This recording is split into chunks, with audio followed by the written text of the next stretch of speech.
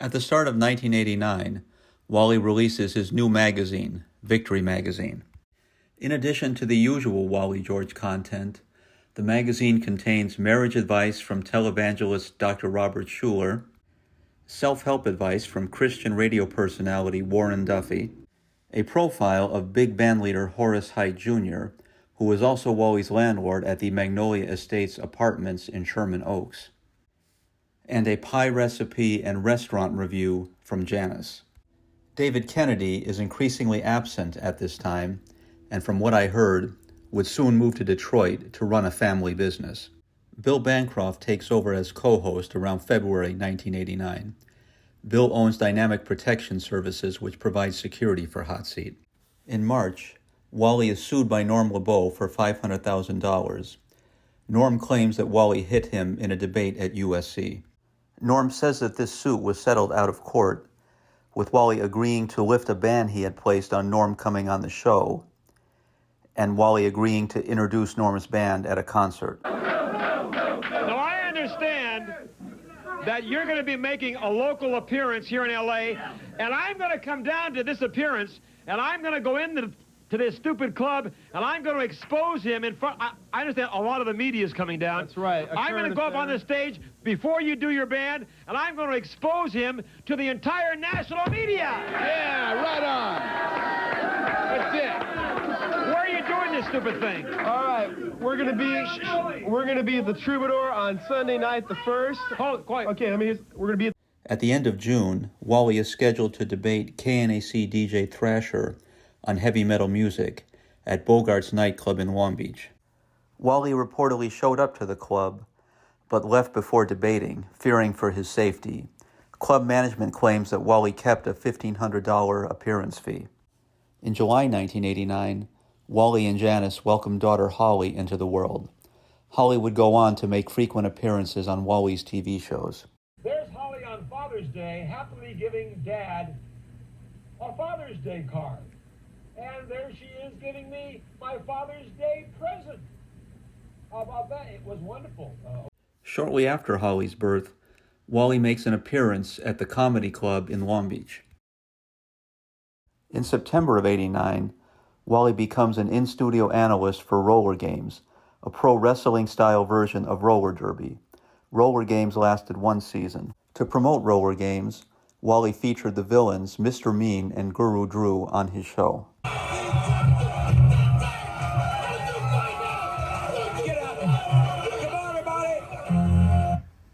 In the years 1989 and 1990, Wally appears in 3 movies: Repossessed, a Leslie Nielsen spoof of The Exorcist, Club Fed, and Nightmare on Elm Street 5. In Nightmare on Elm Street 5, Wally plays himself hosting Hot Seat, debating a fake band consisting of Ted Nugent, Rudy Sarzo of Whitesnake, and Eric Singer of Kiss. Members of this fake band appeared with members of Oingo Boingo on Request Video with guest host The Poor Man. The Poor Man orders pizzas and Wally crashes the set to take a pizza. In 1990, Wally is also presented with another opportunity for national late-night stardom. Rick Dees gets a new late-night show, Into the Night, on ABC. Both Rick and Wally promote Wally's involvement in the show. Unfortunately, the show was short-lived, and to my knowledge, Wally never appeared. Meanwhile, Wally gets involved in another rivalry as KFI host Tom Leeks gets press as a liberal version of Wally George. Wally and Leeks badmouth each other, with Wally claiming that Leeks is trying to pull him into a Rick Dees type feud.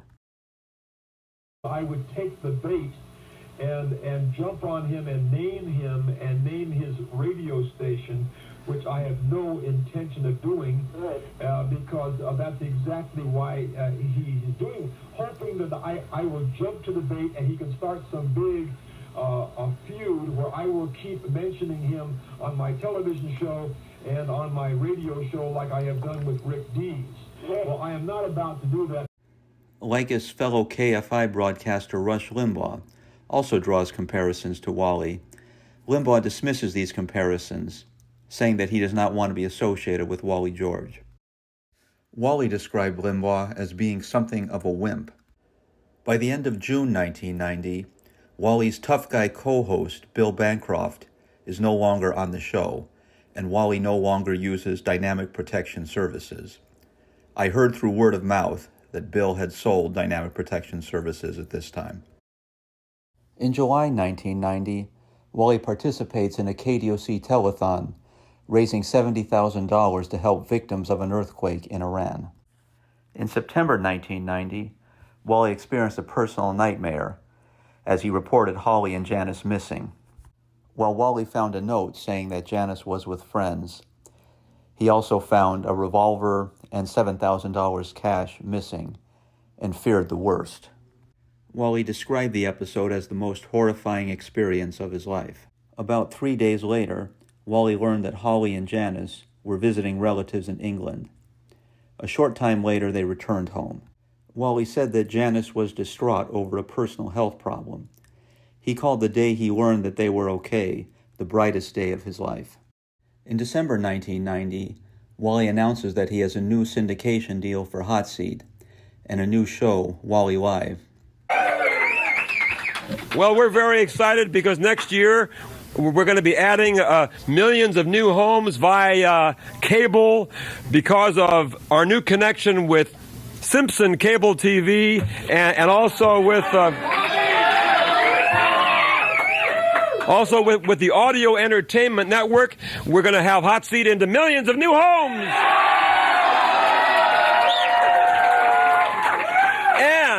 And also, early next year, probably around March, we're going to be debuting a new hour-long television show, besides what we're doing now, where we'll be all over the country and taking phone calls.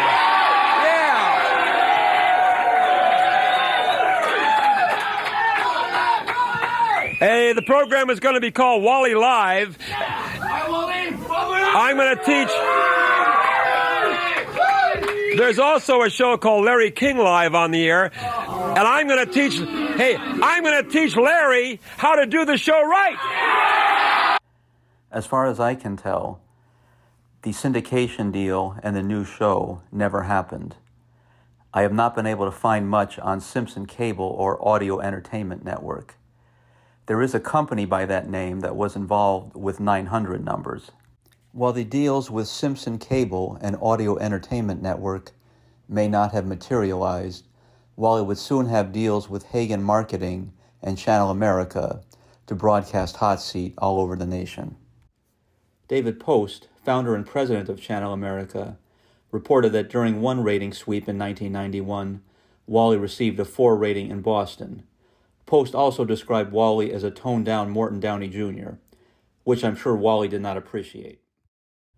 Notable guests from 89 through 91 include Dr. Keith Kenyon, Wally's doctor who disagreed with Wally on marijuana legalization, Ross Jeffries, also known as Paul Ross, an author on seduction who is said to be the inspiration for Tom Cruise's character in Magnolia, shock rock band Rebel Rebel, and Sunny, a stripper who, according to her ads in an August 1995 Orange Coast magazine article, has appeared in Playboy. Jim and Debbie Goad, publishers of the counterculture magazine Answer Me, that would later be the subject of an obscenity trial, also appeared on Hot Seat in late 1991. Debbie mentions that she interviewed Wally 3 years earlier for another magazine. If you know where to find this article, leave a comment.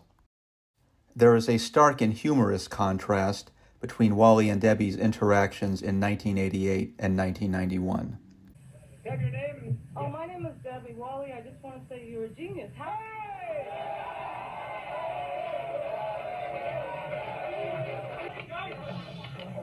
You know, you are probably the most disgusting woman I've ever met in my entire life.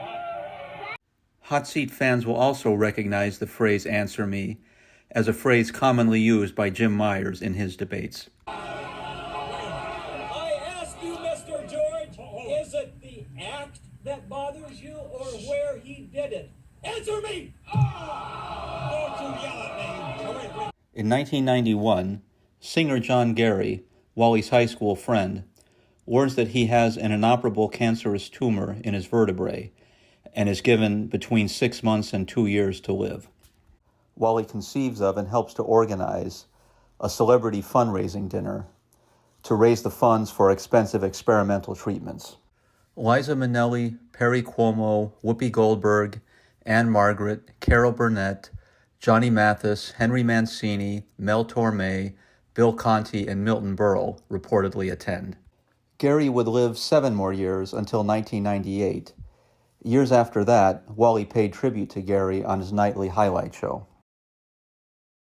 Years old, and in 1998, John Gary passed away of cancer.